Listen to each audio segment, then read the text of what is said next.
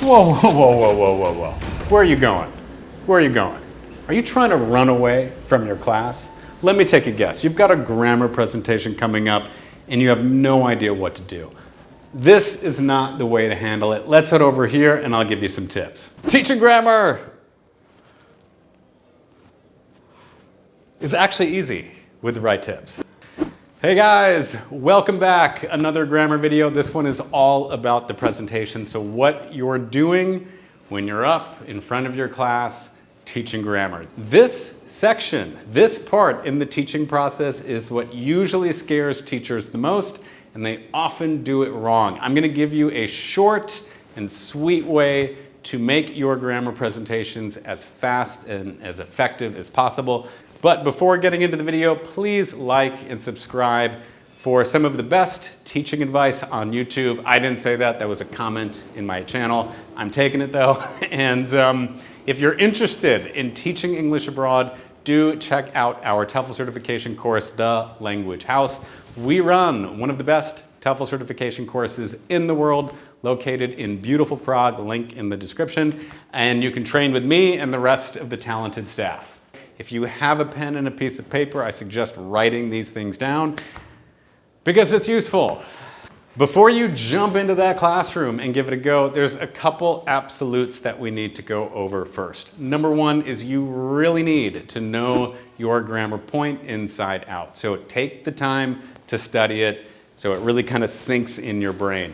Number two, you're only going to be teaching what's used in your lesson. So teaching grammar isn't about going over every single function or every single usage and every single exception. It's not about that. Think about what your students are doing at the end of the lesson, how they're using the grammar point in real life, and then pull out that specific function. If it doesn't come up at the end of your lesson, there's no point in bringing it up at all.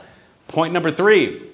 You want to do this through eliciting and CCQing. I'm not going to be getting up and lecturing about what a grammar point means and all of the different rules. It's not about that. Good grammar presentation is about me eliciting information from the students and then CCQing it, concept check questioning. Number four, I'm going to keep my TTT low. My graded language is going to be in check and my speed is going to be slowed down. If I move too fast, they're not going to understand anything, so I need to control how I'm actually sounding. And then finally, number five, this does not happen at the beginning of a lesson. Please do not start your lessons with a grammar presentation. That is super, super, super boring. This whole thing begins after you've done an engaging intro and lead-in questions that are topic related. So do not begin your lesson with a grammar point. It's just going to bore people no matter how good you are. A good grammar presentation starts with some examples. So let's get those up on the board. Boom, good. Now these examples are okay, but they're not great.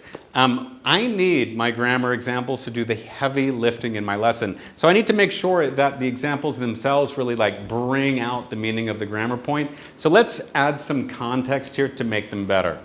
Okay, these look better, but they're still not great. There's a lot of language here that might be difficult for my students to understand. And if my students have problems with these examples, like if they don't know specific words in them, they're going to get confused, they're going to get a little bit uncomfortable. I want the language in the examples to be really as easy as I can get it. So let's change that.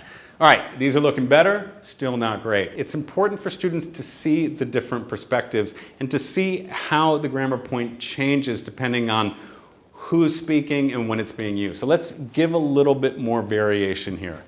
All right, now we've got some great examples. And I'm going to use these examples to do the heavy lifting in my lesson and to really pull out everything that I'm going to be eliciting.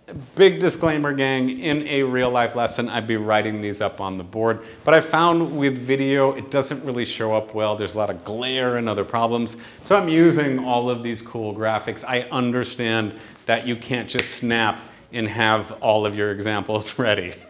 The first thing I want to get is the terminology, what the grammar point is called. And I can ask questions like, have you seen this before? What tense is this? Does anybody know what this is? And usually there'll be a student who does and they're going to shout it out. But if not, I'll begin to tease this meaning across. So I'll say, this is the present, anyone heard present Present perfect. Present perfect, good, and we'll put that up. If a student doesn't know the name of a grammar point, no amount of true and bare eliciting is gonna get that out, but I can help them. I can guide them to that specific answer. After this, I'm gonna get the function, how this grammar point is used. And because I've got good examples, it's going to be pretty easy for me. I can simply say, when did these events happen? Did they happen now or did they happen in the past? Good, they happened in the past. But is this the past tense then? How are these statements different than, say, this statement? And the students will say probably, well, this one, these seem to be connected to now. And I'll say, good. So it's a past event that's connected to when? Now. More specifically, these all talk about what? They talk about someone's life experience, good. I'll board that up. Whatever I get, I'll board it. You know, this is usually the time in the comments where people say like, wow, that doesn't make any sense. If they don't know the grammar point, they're not gonna be able to solve this.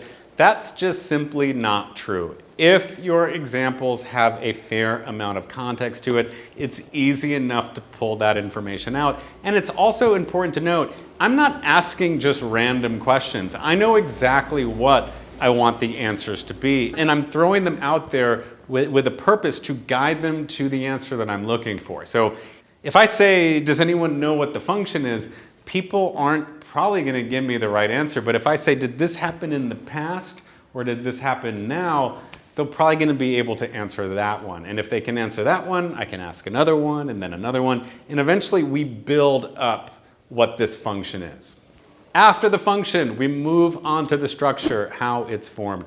This is super easy because again, my examples do the work for me. I simply have to say, this is the what, and they'll say subject, plus what, have, has, plus what, past participle. And of course, you might be saying, well, maybe they won't say anything. Like, what if they're just quiet? And, all right, if that happens, tease it out like anything else. This part, I, he, she, is the good subject, great. Plus, what is that? What is that? What is that? Have / has, good. Plus, what is this? What is this called? Is this the past tense? No, it's not. It's the past participle. There's always ways to pull this information out. Overall, it's always good to do your function and then your structure afterwards. I find that a lot of times if students don't know the function and you start teaching them a complicated structure, they'll get really confused and anxious. So it's always better to start off like, what is this tense doing, or what is this grammar point doing? And then go into how do we form it. We got the terminology, we got the function, we got the structure. Next part is I get the students to make their own examples. I also get them to make the negative version of it and the question version of it if it's applicable. And like anything else, I can help them along this process, but I don't want to have these up. I really want them to begin to think like, how would you make a question with this grammar point? How would you put this into the negative? So like, I have been to China, I haven't been to China. Have you been to China? You know, get that elicited, and with everything else, board it. During this whole presentation, I'm CCQing all of these different steps. And what this means is I'm asking questions around the grammar point just to double check that every single person has understood the presentation so far. A lot of times teachers don't do this. If you have 15 people in your class, but only 3 of the individuals you're really eliciting from, you kind of have to assume that the others might not understand anything at all. And your CCQs, your concept check questions, really help a lot. Examples of CCQs that I can offer is I can just recheck things. I can say like, what is this point again? When do we use it? Would we use it for a specific part? Would we use this for a specific time? It's a past event that's connected to when. Would I say like William Shakespeare has been to China? Does that make sense? No, why? Because he's dead. Can I say I have been to China in 1992? Does that make sense? No, you can't use it for specific times. Can I say I have drove a car? Does that work? No, because drove is not the past participle. You get it, right? Like you want to kind of formulate these questions. And I would recommend, you know, terminology is probably not that important, but for my structure, inform my function, inform my examples, it's a good idea to have about 2 or 3 per category. And if you ever find yourself in a situation where your students can't answer your CCQs, it means you need to step back and go through that process again. And that's it. That should take about 10 minutes or so. I think any longer than that is going to confuse your students. And so many times when people start teaching grammar, the issues that they have are that they use a lot of language and then they're not really on point with things, so they kind of get confused and lost. But if you really focus on what you want to elicit and you do that like sharp and fast, these presentations should be probably about under 10 minutes. You want to try another one? Let's do it in real time. Okay, I need my examples up. Boom. What is this called? Have you seen something like this before? If this happens, then this happens. Good. It's called a what? A conditional. Great. What conditional? Is it the first conditional? Is it the third conditional? No, it's the second conditional. Let's get the function. When do we use this? Is this real? Like, do you think this is real? No? Okay, so we use the second conditional for things that are unreal, good, or hypothetical, great, or imaginary, great, or maybe even advice, great, perfect. Board that up. How do we form that? It's going to be if plus good subject plus what tense is this? Past tense, good, comma, plus subject, plus what is this? Would, good, plus what? Bare infinitive, good. Can you think of your own example of a second conditional? Great. Blah, blah, blah, blah, blah. Can you make this a negative? Great. Can you make it a question? What happens if we reverse this? Does it stay the same? Yeah, it does. But do I need to remove something here? Good. You can remove the comma, etc., etc. That's, in a nutshell, what we're doing. This takes a little bit of practice. I mean, obviously, if you see someone who's done it for a long time, it looks really easy, but it's all about having that economy of language. I don't ask a question unless I know exactly what I want back. And if I don't get what I want back, I make the question even easier to get a little bit. Like that's the actual trick. And that is about it. Real short, real sweet.